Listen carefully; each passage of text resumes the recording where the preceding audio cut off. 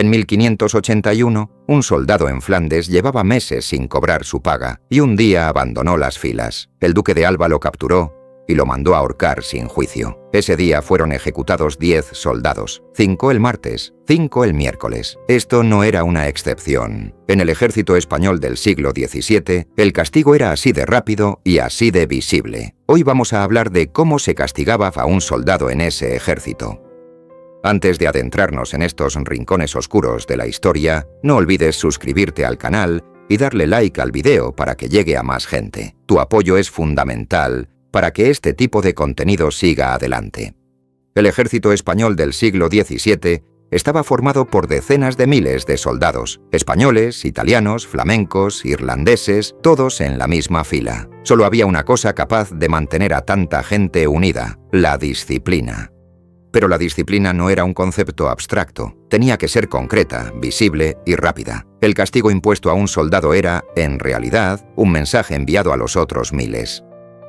Por eso los castigos se aplicaban casi siempre delante de toda la tropa, al aire libre. Un castigo que ocurriera a puerta cerrada perdía la mitad de su propósito. Esto nos muestra algo importante. En el siglo XVII, el castigo no era una cuestión jurídica, sino una herramienta de gobierno. El objetivo no era corregir al culpable, sino mantener el control sobre los demás.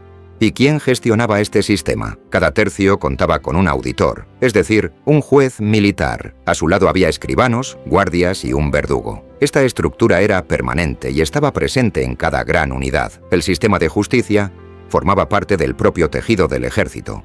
El proceso funcionaba más o menos así. Se denunciaba el delito, el auditor reunía información, se hacía un interrogatorio breve y se dictaba sentencia. No existía el derecho a defensa tal como lo entendemos hoy. La apelación era casi imposible. La sentencia se ejecutaba ese mismo día o al día siguiente. Pero la pregunta de fondo es esta: ¿podía ser justo un sistema que funcionaba a esa velocidad? Los registros muestran que algunos soldados fueron ejecutados sin ningún tipo de sentencia formal. Ipso facto, los pillaban en el acto y los castigaban en el acto. Los castigos estaban ordenados según su gravedad. Existía un sistema que iba de lo más leve a lo más severo, y cada delito tenía su lugar dentro de él. Empecemos por los más leves. Uno de los primeros era el afeitado de la barba. Hoy puede parecernos trivial, pero en el siglo XVII, la barba de un soldado era el símbolo visible de su honor. Afeitársela a la fuerza, delante de toda la tropa, era una humillación pública. No había dolor físico, pero la huella duraba mucho tiempo. Ese soldado seguiría viviendo con los mismos hombres, en la misma tienda, en el mismo campo de batalla. Esto nos muestra algo. El castigo más eficaz a veces no es el dolor, sino la vergüenza. Otro método era el envío a la porra. En un rincón alejado de cada unidad había un palo clavado en el suelo que se llamaba porra. El soldado castigado era enviado allí y quedaba esperando a la vista de todos.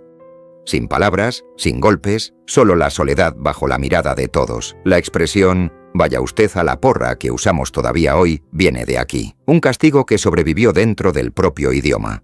¿Por qué se elegían estos métodos en lugar del castigo físico? Porque un soldado herido era un soldado que no podía combatir. El ejército lo necesitaba. Dañar el honor resultaba mucho más útil que dañar el cuerpo.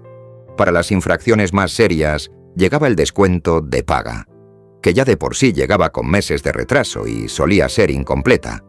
Quedarse sin ella significaba en la práctica pasar hambre. Un soldado del siglo XVII ganaba de media unos 3 escudos al mes, y ni eso se pagaba con regularidad.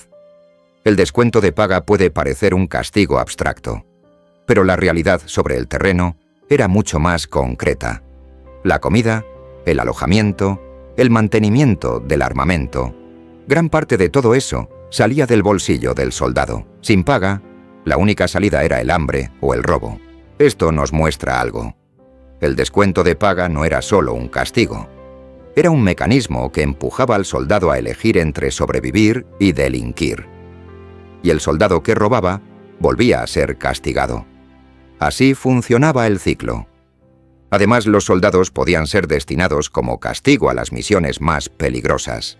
El frente de primera línea, las posiciones de mayor riesgo, las cargas logísticas más duras. No había sentencia formal, pero el capitán sabía lo que significaba, y el soldado también. Este método era una herramienta muy poderosa en manos de los capitanes. Podían castigar a un soldado sin ninguna orden escrita, sin iniciar ningún proceso formal. Era difícil de documentar y casi imposible de recurrir. ¿Hasta qué punto era habitual este sistema de castigo no oficial? Los registros no lo muestran directamente. Pero en las crónicas de la época hay señales claras de que los capitanes usaban esta facultad con frecuencia. El sistema tenía dos caras, una formal y otra que no dejaba rastro. Para los delitos más graves llegaba la prisión. Las cárceles militares solían ser una tienda o un sótano, cadenas y un guardia. No existía ninguna estructura carcelaria ordenada como la que conocemos hoy.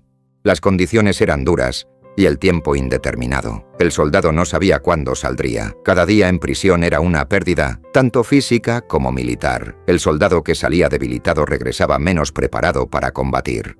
Esto nos muestra algo. La pena de prisión no era solo un castigo, era también un coste que el ejército asumía conscientemente, sabiendo que mermaba su propia capacidad de combate. Incluso ante delitos graves se hacía el cálculo. ¿Vale más este soldado o vale más el castigo? La última parada antes de poner la vida directamente en juego era la condena a galeras. Los condenados remaban en barcos de guerra encadenados a sus bancos. Comida, sueño, todas las necesidades se cubrían en el mismo sitio, en el mismo banco. En las tormentas, en los combates, en las epidemias, allí se quedaban. Si el barco se hundía, los condenados se hundían con él, porque las cadenas los ataban a la nave. La huida era físicamente imposible. El mínimo legal era de 2 años. Porque un condenado tardaba al menos 1 año en convertirse en un buen remero, y el Estado quería sacar partido de esa inversión al menos 1 año más. Este cálculo era puramente utilitario. El ser humano era un recurso aprovechable para el Estado. Muy pocos sobrevivían 10 años en una galera. El clima, las enfermedades, el agotamiento y la violencia actuaban juntos. Esto nos muestra algo. La condena a galeras era, sobre el papel, un castigo por debajo de la ejecución. En la práctica, la diferencia entre ambos era casi siempre solo una cuestión de tiempo. Algunos de los soldados condenados a galeras habían llegado allí por un camino muy particular. Había 4 soldados, todos habían cometido el mismo delito. Echaron los dados entre ellos. 2 fueron al remo, 2 fueron a la horca. Así lo recogen los registros de Prudencio de Sandoval. Esta aleatoriedad era deliberada. Los mandos a veces decidían el castigo mediante sorteo. Todos eran culpables, pero no se podía ejecutar a todos. El ejército necesitaba hombres. ¿Por qué funcionaba así? Porque el sistema no buscaba justicia, sino equilibrio. Lo suficientemente ejemplar, pero lo bastante contenido como para no vaciar el ejército. El delito más grave era la deserción, el abandono del puesto. Un soldado capturado en tiempo de guerra se enfrentaba casi con toda seguridad a la muerte. Pero los métodos de ejecución no eran todos iguales. La horca era el más habitual, pero a un hombre de noble cuna no se le podía aplicar. Supondría una deshonra para su linaje. En su lugar venía la decapitación con espada o el garrote. El mismo final, una forma distinta. Esta desigualdad era conocida por todos. 2 soldados que cometían el mismo delito morían de distinta manera según su origen. Esto nos muestra algo. Incluso la muerte estaba jerarquizada. Hasta en el último punto del sistema había distinción de clase. Pero la pregunta de fondo es esta: ¿por qué desertaba la gente? Los registros muestran que la mayoría de los desertores no huían por cobardía, sino por hambre, falta de paga y agotamiento. En 1576, el ejército español saqueó Amberes. Pero no fue una celebración de victoria. Eran soldados sin paga desde hacía meses que habían perdido todo control. Los historiadores lo registraron como la furia española. La disciplina se había derrumbado por completo y la única causa era el hambre. Los mandos lo sabían. A veces hacían la vista gorda con los desertores porque el ejército ya no tenía suficientes hombres. El sistema era rígido sobre el papel, pero sobre el terreno funcionaba de una manera mucho más compleja. Uno de los momentos más llamativos de la historia de los tercios fue cuando los soldados se declararon en huelga. A esto se le llamaba confederación. Soldados que llevaban meses sin cobrar y pasando hambre, dejaron las armas en el suelo. No era exactamente una rebelión, era una ruptura. Los mandos tenían dos opciones: negociar o dar un escarmiento. La mayoría de las veces hicieron las dos cosas a la vez. Los líderes eran juzgados, algunos ejecutados, y el resto volvía a ponerse en fila. Esto nos muestra algo. La mayor amenaza para el sistema disciplinario no era el enemigo exterior, sino el colapso desde dentro. El ejército podía romperse por dentro, no por fuera, y los mandos lo sabían muy bien. Mirando el sistema desde una perspectiva más amplia, aparece una contradicción llamativa. El sistema de castigo era a la vez muy severo y muy selectivo. No todo el mundo estaba sujeto a las mismas reglas. Los de origen noble no podían ser enviados a galeras. Ciertos delitos se ignoraban, se echaban suertes. ¿No debilitaba esto el sistema? Al contrario, nadie podía predecir con certeza qué sería castigado y qué sería ignorado. Esa incertidumbre era por sí sola un mecanismo de control. La blasfemia también se castigaba. La ordenanza del ejército de Metz de 1552 la prohibía expresamente. Los que blasfemaban contra Dios o los santos serían severamente corregidos y bien castigados. En el ejército la religión también era una herramienta disciplinaria. ¿Quiénes eran los más vulnerables dentro de todo este sistema? Los soldados rasos, sin linaje que los protegiera, sin dinero, sin contactos. Todo el peso del sistema caía sobre ellos. ¿Qué ocurría cuando un soldado era castigado injustamente? La mayoría de las veces, nada. Los registros muestran que algunos casos quedaron pendientes durante años y otros nunca se resolvieron. Buscar justicia era un lujo. Esto nos muestra algo. Dentro del sistema, lo más valioso para un soldado no era el rango ni la paga, era ganarse el favor de su capitán. No tenía ninguna garantía legal, su única garantía era una relación personal. A lo largo del siglo XVII, el ejército español fue una de las fuerzas terrestres más poderosas de Europa.